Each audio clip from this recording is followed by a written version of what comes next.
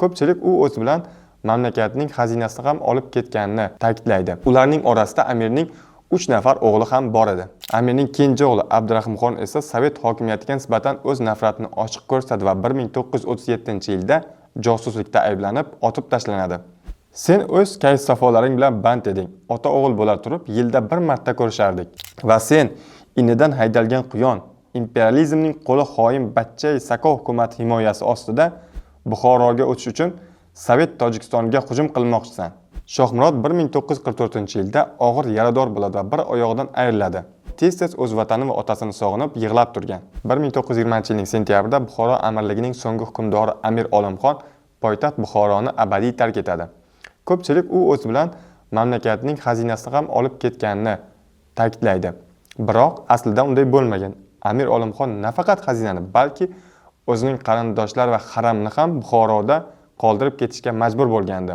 Ushbu qoldirib ketirilgan qarindoshlar jami 118 kishi Xo'ja Orif hozirgi Shofirkon tuman hududida ruslar tomonidan asir olinib qamoqqa tashlanadi. Ularning orasida amirning 3 nafar o'g'li ham bor edi. Bolsheviklar amir farzandlari bo'lmish Said Sultonxon, Said Shohmurodxon va Said Rahimxon hamda amirning 2 jiyani Said Rahmatulloh va Said Sayfiddinlarni turli usullar bilan qiynoqqa soladi. Amirning 3 begunoh farzandi Devonbegi masjidida ayovsiz so'roq qilinadi. Bolsheviklar amir bolalarining kiyimlariga fors va o'zbek tillarida Olimxon zolim, amir jumhuriyatni istamaydi va xalqni qul bo'lib ishlashga majbur qiladi degan so'zlarni yozib, bozor va ko'chalarni aylantirib, sazoyi qiladi. Ammo bu bolsheviklar kutgan natijani bermaydi.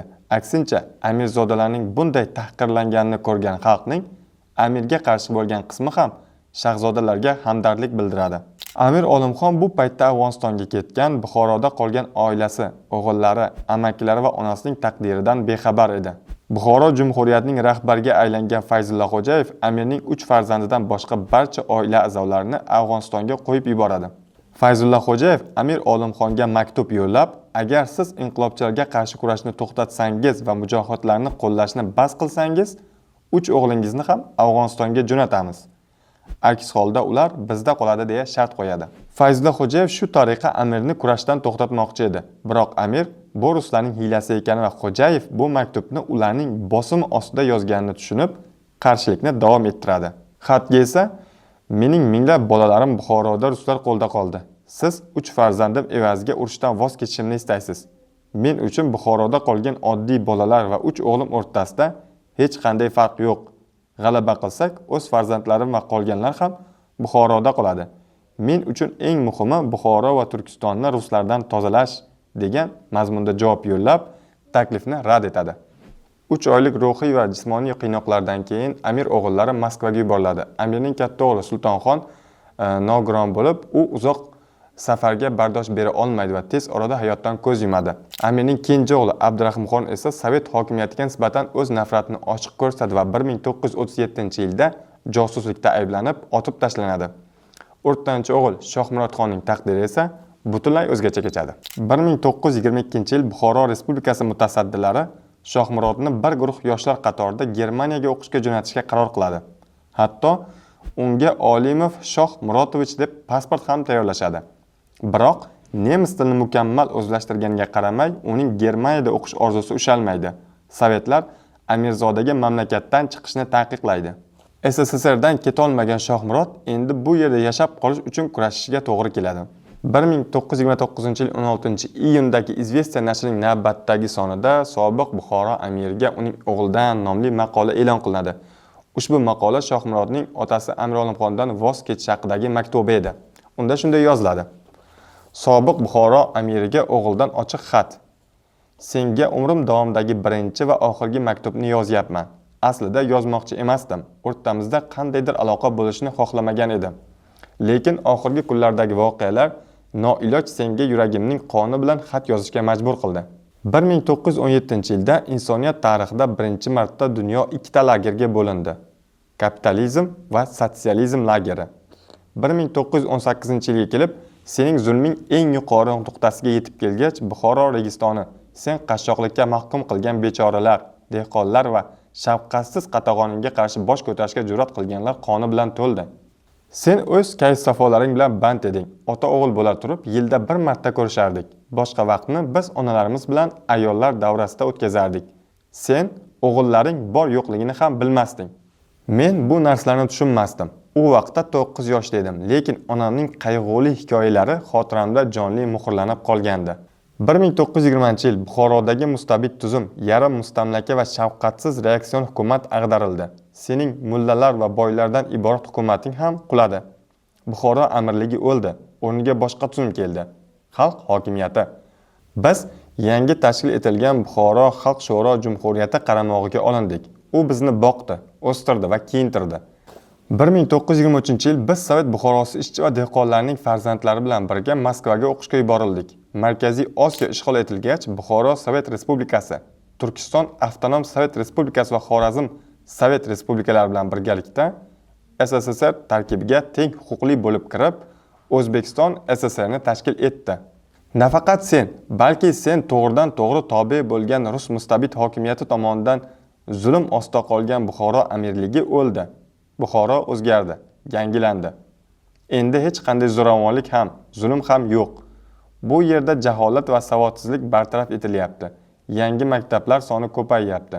Ularda 10 minglab batraklar va mehnatkash aholining bolalari o'qish va yozishni o'rganyapti. Turli fanlarni o'qiyapti.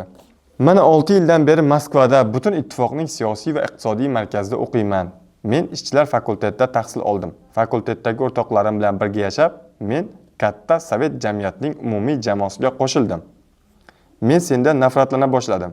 Men umuman otam bo'lmagan deb hisoblayman va senga ham o'g'ling borligini unutishni maslahat beraman. Lekin boshqa narsa bor. Notanish, ammo ko'zga issiq ko'rinadigan chehra.